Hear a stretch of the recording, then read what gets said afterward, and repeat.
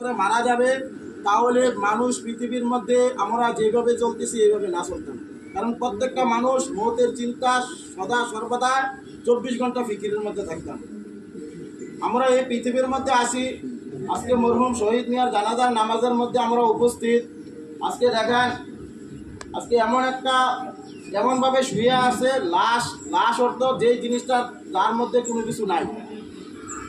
আল্লাহ রসুল সাল্লাল্লাহু আলাইহি ওয়াসাল্লাম হাদিসের মধ্যে বলতেছেন, আল মাইয়িতু ইয়াতবাউ সালাসাতুন ফায়ারজিউ ইসনান ওয়া ইয়াবকা ওয়াহিদুন। মাইয়ত যে লাশ, যখন মানুষ মারা যায় তখন তার সাথে তিনটি জিনিস থাকে।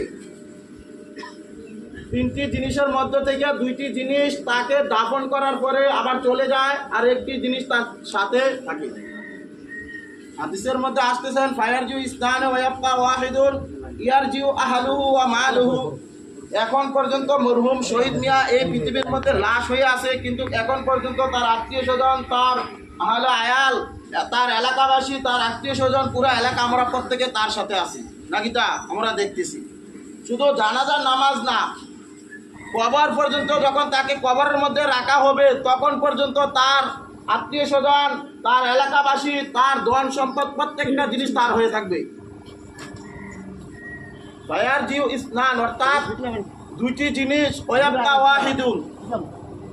তাকে যখন দাফন করা হবে তখন তাকে দাফন করার পরে তার থেকে দুটি জিনিস চলে আসবে, আত্মীয় স্বজন, তার ছেলে সন্তান, তার সব কিছু চলে আসবে এবং তার সম্পদ চলে আসবে।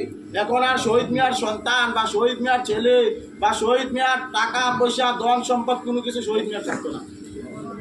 ওয়ায়াবকা আমালুহু, কিন্তু শহীদ মিয়ার সাথে দুইটা জিনিস চলে আসে, আর একটা জিনিস থাকবে, ওই জিনিসটা হচ্ছে আমল। ওনার সাথে ওনার আমলটা কবর পর্যন্ত, একদম আসর পর্যন্ত, তার সাথে তার জান্নাতে যাওয়ার পর্যন্ত তার আমল থাকবে। এখন চাই তার আমল ভালো হোক চাই খারাপ হোক, যদি আমল যদি ভালো হয় তাহলে তার ঠিকানা হবে জান্নাতের মধ্যে, আর আমল যদি বুরা হয়, খারাপ হয়, তখন তার ঠিকানা হবে জাহান্নামের মধ্যে।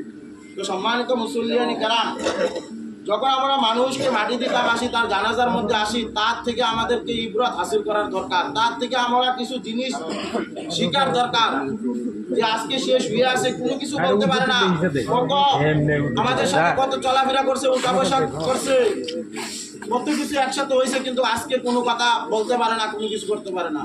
সম্মানিত মুসল্লিয়ানি কারাম, আমরা এখানে প্রত্যেকটা মানুষ দেখি সে শুয়ে আছে, সে কোনো কিছু আমাদের সাথে কোনো উত্তর, কোনো কথাবার্তা বলতে পারে না, কিন্তু মুর্দা প্রত্যেকটা মানুষকে দেখতেছে কি করতেছে। আর তাকে কবর পর্যন্ত, যখন তাকে কবরের মধ্যে রাখা হবে, কবর থেকে সে দেখবে তার আত্মীয় স্বজন সব কিছু